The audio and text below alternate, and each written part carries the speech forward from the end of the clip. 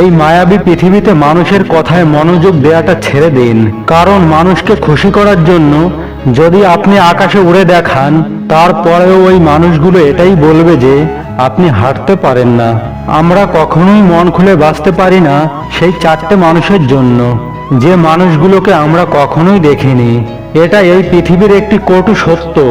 যদি আপনার কাছে টাকা থাকে, তাহলে আপনার খারাপ গুণগুলো মানুষ দেখতে পাবে না। আর যদি আপনার কাছে টাকা না থাকে, তাহলে আপনার ভালো গুণগুলোকে মানুষ দেখতে পাবে না। কিন্তু মানুষ এই কথাটা বোঝে না, এই পৃথিবীতে সব থেকে ধনী মানুষ আজকের সময়ে হলো সেই, যার মনের মধ্যে শান্তি আছে। যে কোনো কথা শুনেই বিশ্বাস করে নেওয়া, সবাইকে সন্দেহের চোখে দেখা, আর দুর্বল মন একটি মানুষকে স্বর্গের মধ্যেও নরকের অনুভূতি দিতে পারে।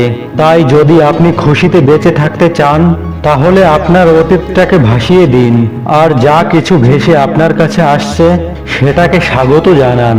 কারণ যা হয়ে গেছে সেটাকেই যদি আপনি পিছন ফিরে বারবার দেখেন, তাহলে আগামীতে আপনি যাই কিছু পেতেন সেটাও আপনি হারিয়ে ফেলবেন।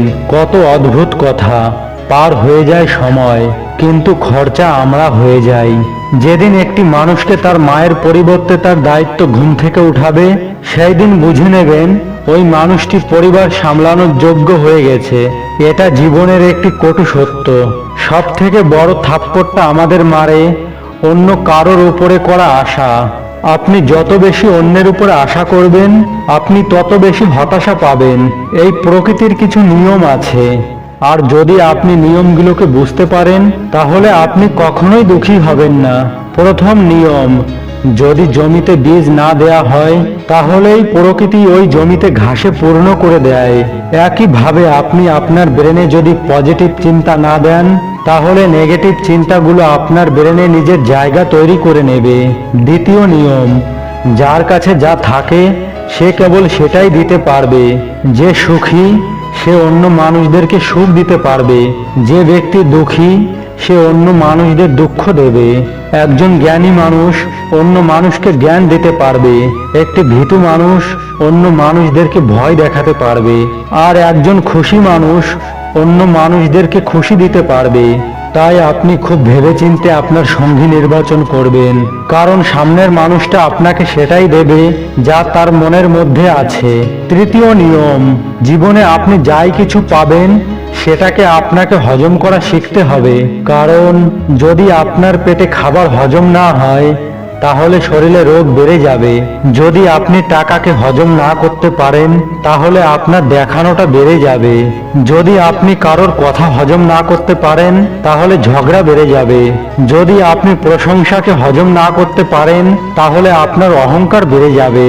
আর যদি আপনি অপমান হজম না করতে পারেন, তাহলে আপনার শত্রু বেড়ে যাবে।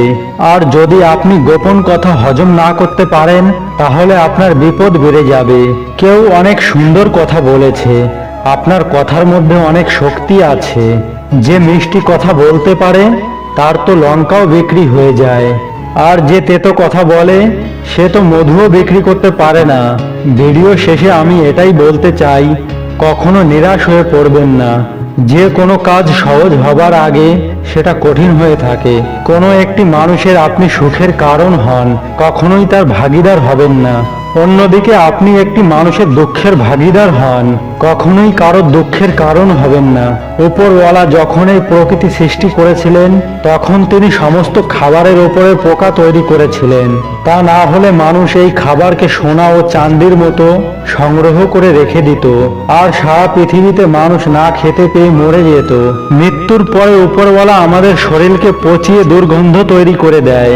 তা না হলে কেউ তাদের আপনজনকে আগুনে পুড়িয়ে ফেলতো না, অথবা দাফন করতো না। জীবনে যখনই কোনো সমস্যা আসে, তখনই একটি মানুষের কান্না করা আর ওই খারাপ সময়টাকে সময়ের সঙ্গে সঙ্গে ভুলে যাওয়া, এটা আমাদের উপরওয়ালা শিখিয়ে দিয়েছেন।